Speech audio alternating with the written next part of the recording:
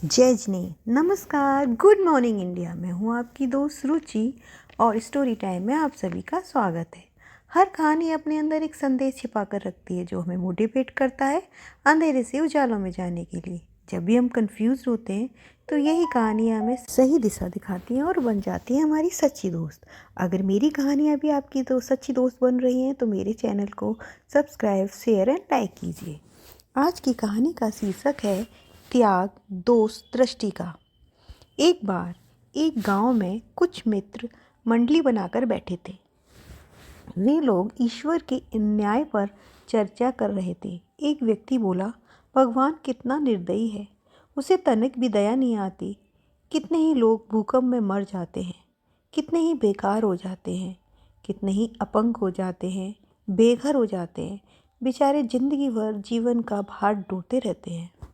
इतने में दूसरा व्यक्ति बोला, ईश्वर बड़ा ही पक्षपाती है, दुष्टों को अमीर बना देता है और सज्जनों को गरीब।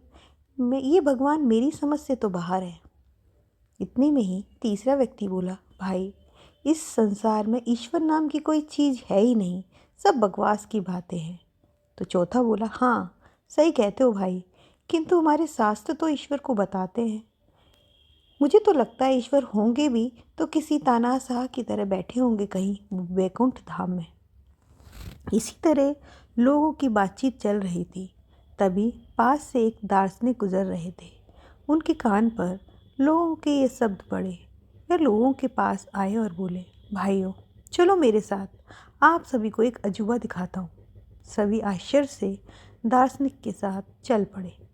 दार्शनिक महोदय सभी को खेतों की ओर ले गए और दो खेतों के बीचों बीच जाकर खड़े हो गए। एक तरफ थी फूलों की खेती तो दूसरी तरफ थी तम्बाकू की खेती। दार्शनिक महोदय बोले, धरती भी कितना अन्याय करती है, एक कम फसल से खुशबू आती है तो एक से बदबू। उसके पास खड़े लोग बोले, नहीं नहीं श्रीमान, ये दोष धरती का नहीं, उसमें बोए गए बीज का है। जहाँ फूलों के बीज बोए गए थे वहाँ से खुशबू आती है और जब तम्बाकू के बीज बोए गए थे वहाँ से बदबू आती है। इसमें धरती का क्या दोष? दार्शनिक महोदय बड़े विनम्र भाव से बोले, जी आपका कहना बिल्कुल सही है, धरती को दोष देना मेरी मूर्खता है। किंतु मुझे ये बताइए कि ईश्वर संसार रूपी खेत में ईश्वर कोई दोषी ठहराना कहाँ की समझदारी है, जो आप ईश्वर को अन्यायी और पक्षपाती कह रहे हैं। मनुष्य जैसे कर्मों के बीज अपने जीवन में बोएगा, उसको वैसा ही फल प्राप्त होगा, वैसा ही उसकी फल और उसकी फसल होगी। उसके लिए हम ईश्वर को दोष नहीं दे सकते। सभी महानुभावों को ये बात समझ में आ गई। हमेशा सबके साथ न्याय ही होता है। जो लोग ईश्वर पर दोषारोपण करते हैं वे या तो खुद की गलती स्वीकार नहीं करना चाहते या फिर अपने अज्ञान का परिचय दे रहे हैं।